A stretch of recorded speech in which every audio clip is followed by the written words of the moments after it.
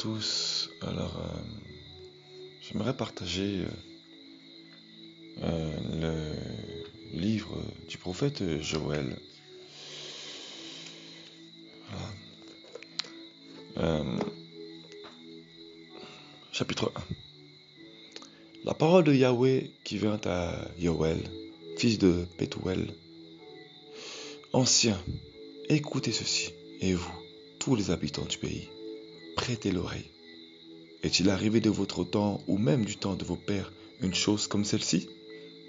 Faites-en le récit à vos enfants, et que vos enfants le fassent à leurs enfants, et leurs enfants à la génération suivante.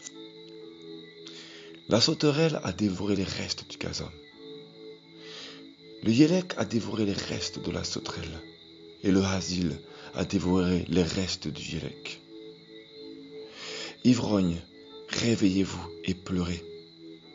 Et vous tous, buveurs de vin, hurlez à cause du vin nouveau, parce qu'il est retranché de votre bouche. Je pense que je vais m'arrêter là, c'est pas la peine d'aller plus loin. Pourquoi j'ai partagé ceci, Parce que, alors, en décembre, je crois, de l'année dernière, le Seigneur m'avait inspiré sur la tristesse de l'époux. Il m'avait fait grâce de... Il m'avait mis à cœur de se mettre à sa place, de me mettre à sa place. Voilà. Alors, il faut vraiment comprendre que Yahushua, c'est un époux. C'est pas seulement le grand roi des rois, une divinité ou quoi. Non. C'est un époux. Voilà. Parce que je sais pas quelle image beaucoup ont de Yahushua, mais c'est pas seulement qu'un créateur, une divinité, un Elohim. C'est pas que ça. Non. C'est un époux. Voilà. Et un époux prend soin de son épouse. Il prend soin de ses appelés. Il prend vraiment soin d'eux. Voilà. Et il m'avait inspiré donc de la tristesse de l'époux. Il m'avait inspiré dessus. Il m'avait mis à cœur, mettons ma place. Et que ferions-nous si on venait à nous par intérêt? Que ferions-nous? On n'aime pas qu'on se serve de nous. Et nous, on vient souvent à lui par intérêt, pour quelque chose. Mais rarement pour son amour, rarement pour le louer. Enfin, il y en a quand même qui le font, mais on va pas non plus mettre tout le monde dans le même panier. Mais c'est pas rare sont ceux qui le font. Nombreux en fait n'ont pas compris en fait. Nombreux n'ont pas compris. Voilà. Il détériore l'image de Yahushua, Jésus, le roi des rois. C'est pourquoi, donc en décembre, j'avais reçu ce message, la tristesse de l'époux. Puis, ensuite il y a eu le coronavirus. Voilà, le Seigneur m'a vraiment fait ressentir sa tristesse. Puis il y a eu le coronavirus. Et c'était pour chambouler en fait. C'était vraiment pour que les âmes, le peuple se remettent en réflexion. Et en fait, les âmes ne comprennent pas. Il y a une chose que vraiment les âmes ne comprennent pas. Beaucoup font des jeûnes. Ils font des jeûnes. Et c'est honorable, c'est honorable. Parce qu'ils ont vraiment la motivation. C'est bien. Mais est-ce que vraiment le Seigneur a vraiment demandé, quoi? C'est ça la question. Voilà. Ensuite, donc, il y a eu le coronavirus. Et en fait, beaucoup, pendant le coronavirus, ils ont pu expérimenter le rapprochement avec le Seigneur. Mais beaucoup n'ont pas compris en fait le message divin. Mais il y a eu un chamboulement, ça a quand même mis beaucoup d'âme dans la réflexion quand même. Ça a disposé plus de cœur. Le problème, c'est que ensuite l'homme, il a un énorme problème, c'est que l'homme est ingrat et infidèle. Et on est tous concernés parce que la nature malheureusement du cœur de l'homme, c'est que il est comme ça. Il se bat contre sa chair. Voilà. Il se bat contre son propre cœur, contre la nature animale. Donc l'infidélité de sa personne. Voilà, liée au péché. Donc c'est compréhensible, le Seigneur comprend, c'est pour ça qu'il est miséricordieux, qu'il prend du temps, qu'il est patient, il n'y a pas de souci. Mais il oublie vite, quoi, l'homme oublie vite. Et en fait, c'est ça, en fait, le problème. Et nombreux donc reçu qu'il allait avoir une deuxième vague, et on l'avait déjà reçu, hein. Après le déconfinement, hein, on avait déjà reçu qu'il y allait avoir une deuxième vague. Voilà. Et nombreux, malheureusement, sont dans la religion, et ils sont dans la religion, vraiment, ils sont convertis. C'est-à-dire que, quand je parle de convertis, c'est-à-dire qu'ils entendent ce qu'est le péché, mais ils n'ont pas l'oreille pour entendre quand le Seigneur parle. Ils entendent et ils arrêtent le péché selon l'homme. Mais devant le Seigneur, ils ne comprennent pas en fait le langage. Voilà. Ils sont vraiment sectaires, religieux, ils condamnent facilement, ou alors même dans leur cœur, hein, ils donnent une image de sagesse, mais dans leur cœur, il y a tellement de raisonnements, tellement de... Enfin bon, voilà, tellement de choses qui sont cachées dans les cœurs, dissimulées quoi, tout simplement. Voilà. Voilà. Alors, donc, récemment ensuite, le Seigneur donc, m'a inspiré donc la douceur de Yahushua. Donc, c'est en fait une sorte de suite en fait de la tristesse de l'époux.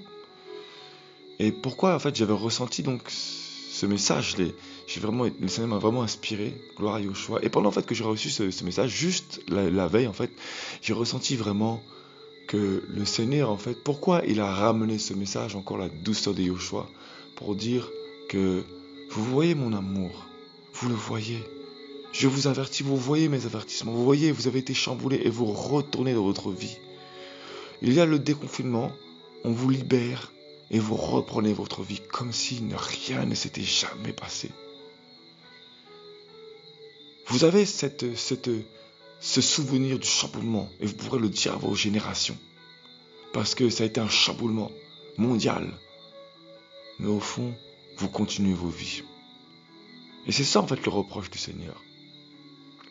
Et donc, pendant que j'ai reçu ceci, donc la douceur de Yahushua, gloire à Yahushua, vraiment, toute la gloire lui revient, je ressentais en fait dans mon cœur, nombreux en fait donc ont réouvert les assemblées.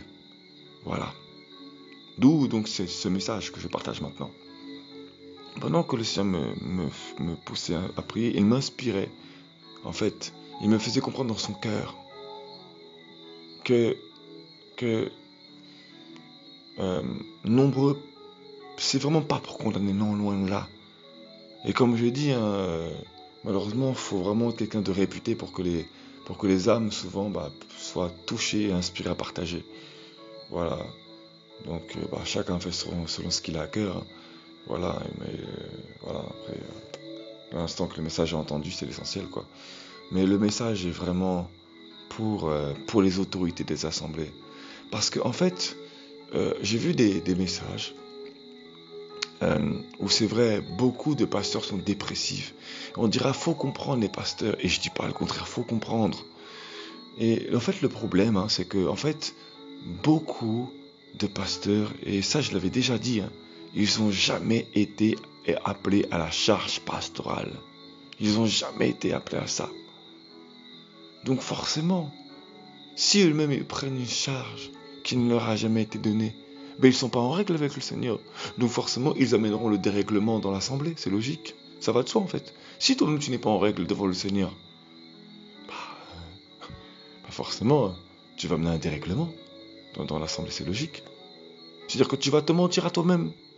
Donc si toi-même tu te mens à toi-même, tu refuses la vérité entière de Yahushua, donc logiquement, ce que tu propageras, ça sera une source de confusion. Quand tu vas amener des enseignements, il y aura de la confusion. Parce que toi-même, tu n'as pas reçu la charge dans son complément. Tu as refusé.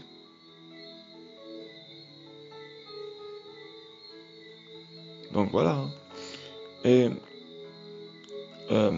alors, c'est vrai que j'ai vu des pasteurs, enfin pas des pasteurs, mais j'ai vu des hommes dire il faut comprendre les pasteurs. Et ils disent que 70%, je sais pas combien de pourcentage de pasteurs sont dépressifs.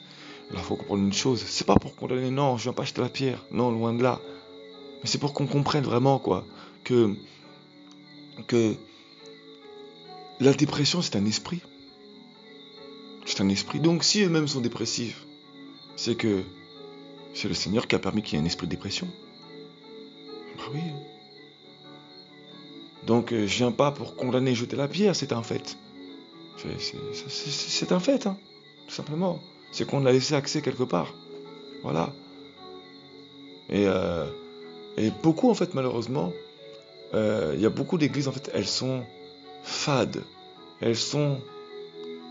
c'est pas libre. Pourquoi? Parce qu'il n'y a pas la liberté de l'esprit.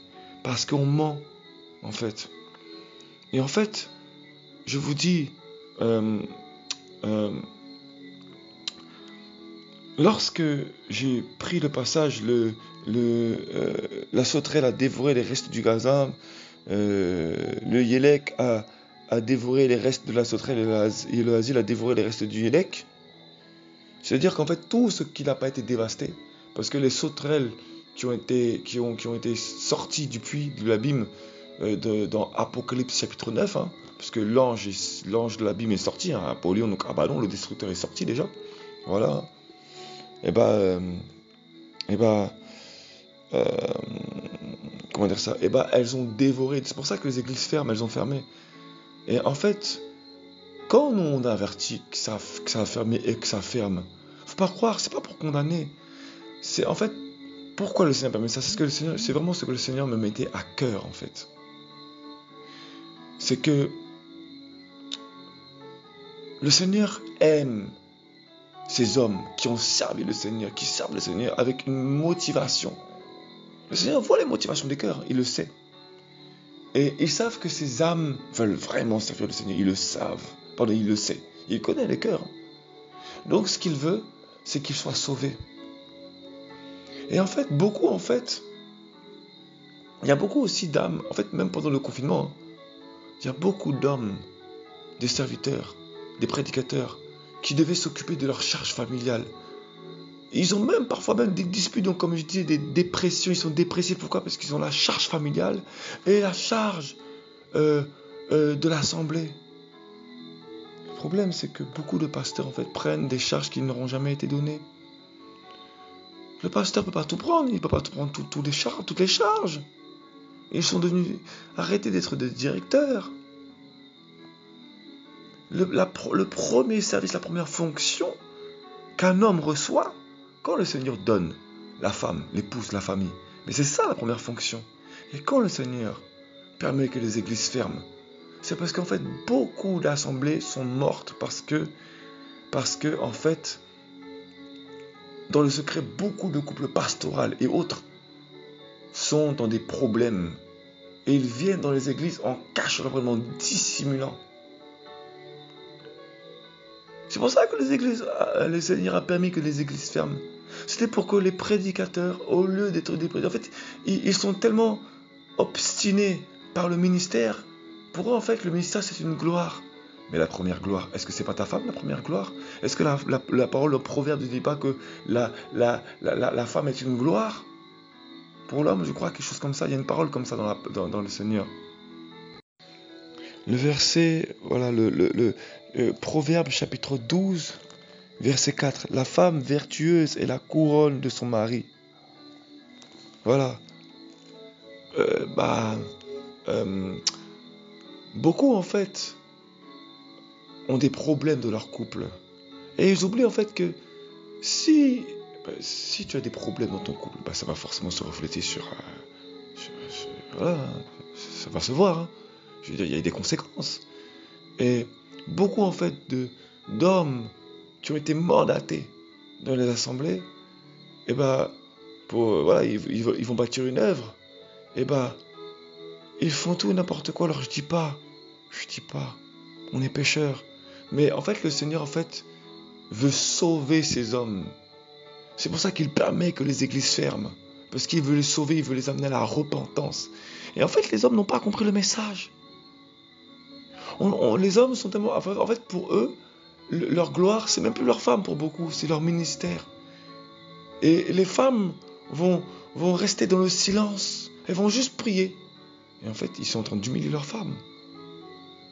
Il y a beaucoup d'hommes, beaucoup de pasteurs, et j'en passe, pas que des pasteurs, je le répète. Hein. Voilà, ils ont des problèmes. Ils sont dans la dépression. Parce qu'ils ont mis leur ministère en priorité. Parce que c'est la charge que le Seigneur m'a donnée. Mais non, la première charge, c'est ton couple. C'est ton couple, la première charge. C'est ton couple, tes enfants. C'est ta première charge. Pourquoi tu vas te tuer? Pourquoi tu vas te tuer? Pourquoi tu vas te tuer? Et il y en a parfois même, le Seigneur va fermer leur église pour qu'ils aillent plus loin avec le Seigneur. Il y en a, le Seigneur va fermer leur église. C'est pas pour les tuer. C'est parce qu'ils veulent avoir une autre dimension avec eux. Ils veulent les amener plus loin. Et les hommes ne veulent pas comprendre. L'homme est tellement obstiné. L'homme, en fait, se fait tellement une image du ministère. Il fait du ministère un trône, alors que il fait du ministère sa couronne, alors que la couronne, premièrement, c'est ton époux, ton épouse. Il y a beaucoup de femmes, de pasteurs qui souffrent. Elles souffrent parce qu'elles voient leur mari. Elles veulent honorer leur mari. Je ne sais pas pourquoi je t'ai poussé à dire ça. Là-bas, je n'avais même pas ça à l'esprit.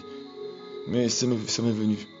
Beaucoup de femmes de pasteurs souffrent dans le secret parce qu'elles veulent honorer leur mari. Elles ferment leur bouche. Elles vont leur parler. Et c'est pour ça qu'il y a beaucoup de pasteurs. Et que je répète, il n'y a pas que les pasteurs. Mais aujourd'hui, on a tellement mis les pasteurs sur un trône que voilà. Et le Seigneur, donc, du coup, le Seigneur va permettre. La femme ne va rien dire par respect, voilà, parce qu'elle veut respecter, être soumise au mari, afin de respecter la parole. Voilà. Et il y a beaucoup de cachotterie, quoi. Voilà. Alors si beaucoup de pasteurs sont en dépression, c'est aussi parce que, voilà, ils mettent toute la gloire sur leur ministère. Je suis, quoi. Je suis loin, je suis. Et c'est une énorme erreur. Ouais. C'est pour ça que le Seigneur est en train de fermer. Il va fermer encore. Parce que, c'est pas pour condamner. Il y en a effectivement, c'est parce que, voilà, ils vont devoir... ça va être chaud pour eux, quoi. Mais il y en a, le Seigneur, en fait, il veut amener les hommes à la repentance. Il veut amener ces hommes-là. Parce qu'il se souvient de ce qu'ils ont fait pour lui, pour le Seigneur. Il se souvient. Mais il veut les ramener au premier amour. Et ça, il faut vraiment comprendre ça. Voilà. C'est vraiment ce que le Seigneur m'a mis à cœur. Et il y a beaucoup, en fait, le coronavirus, quand il y a des temps de confinement, c'est aussi pour ramener l'épouse au pied du trône. L'épouse, vraiment. Beaucoup de personnes, ils n'ont pas compris et ils font des prières téléphoniques. Mais occupez-vous de vos familles. Occupez-vous de vos maris. C'est l'occasion et c'est pas facile. Mais c'est ça le brisement. C'est pas facile. C'est pas facile. C'est pour vous ramener. Pour vous ramener auprès de vos familles. Parce que le Seigneur vous aime. Le Seigneur veut ramener des pasteurs à la repentance, des prophètes à la repentance, des apôtres à la repentance. Il veut les ramener. Il veut les sauver. Et il y en a beaucoup, ils vont croire que c'est le diable. Non. Et c'est pas une condamnation ce message. C'est vraiment pour dire Jésus vous aime justement. Arrêtez non, arrêtez. Reprenez vos familles en main. Voilà. Voilà. Et vu que beaucoup sont obstinés, ils veulent pas entendre, il va laisser faire. Il agit avec douceur. Pourquoi? Parce qu'il vous aime. Il y en a, ils sont morts. Ils ont été frappés, ils sont morts. Si toi tu n'es pas mort et si tu es heureux, c'est parce que le Seigneur t'aime beaucoup, parce que le Seigneur veut te donner un message, parce que le Seigneur t'aime. Voilà. C'est vraiment ce que j'avais à cœur. Quand j'ai reçu vraiment ces messages, j'avais vraiment ça à cœur. Vraiment. Voilà. La repentance, le retour à la charge familiale. Arrêtez de prendre vos églises pour une entreprise. S'il vous plaît, respectez le Seigneur. Reprenez la charge qu'il vous a donnée, la charge familiale. Reprenez, considérez les couronnes qu'il vous a données, vos épouses. Considérez-les, écoutez-les. Elles prient dans le secret pour vous. Elles prient, elles ferment leur bouche par amour pour le Seigneur. Beaucoup de femmes ferment leur bouche pour vous. Elles vont prier dans le secret. Elles voient que c'est du n'importe quoi parfois dans vos assemblées. Elles vous disent rien. Et elles souffrent, il y en a, elles souffrent. Voilà, gloire à Yahushua, toute la gloire lui revient. Je vous dis, le Seigneur est en train d'agir parce que il veut ramener ceux qui l'ont servi au départ. Il veut ramener ceux qui l'ont servi au départ. Il veut les ramener à la repentance. Parce que beaucoup vont rater l'enlèvement. Énormément de serviteurs vont rater l'enlèvement. Beaucoup vont rater l'enlèvement. Beaucoup. Et c'est pour ça que le Seigneur veut vous ramener. Il veut vous ramener. Il veut vous sauver. Il veut vous sauver. Voilà. Vraiment, toute la gloire revient à Yeshua. Jésus-Christ vous aime. Yeshua vraiment vous aime. C'est l'époux par excellence. Considérez vos voies. Considérez ce qu'il vous a donné à la base, votre départ. Considérez. Souvenez-vous d'où vous êtes tombé. Considérez ce qu'il vous a donné au départ. Considérez vos femmes. Considérez la charge familiale. Arrêtez de pousser vos brebis toujours à faire des directs et tout. Non. Vous êtes dépressif et vous obstinez à vouloir servir le Seigneur. Le premier service, c'est vos couples, c'est vos enfants, c'est vos familles. Prenez du temps avec vos femmes. Prenez du temps. Prenez du temps. Prenez du temps. Prenez du temps à louer avec vos familles. Prenez du temps. Profitez des temps de confinement. Profitez. Voilà. Gloire à Yoshua. Yoshua est à la porte vraiment. C'est vraiment la 6e trompette là. C'est vraiment un temps. C'est vraiment un temps spécial. Voilà. Toute la gloire vient à Yoshua.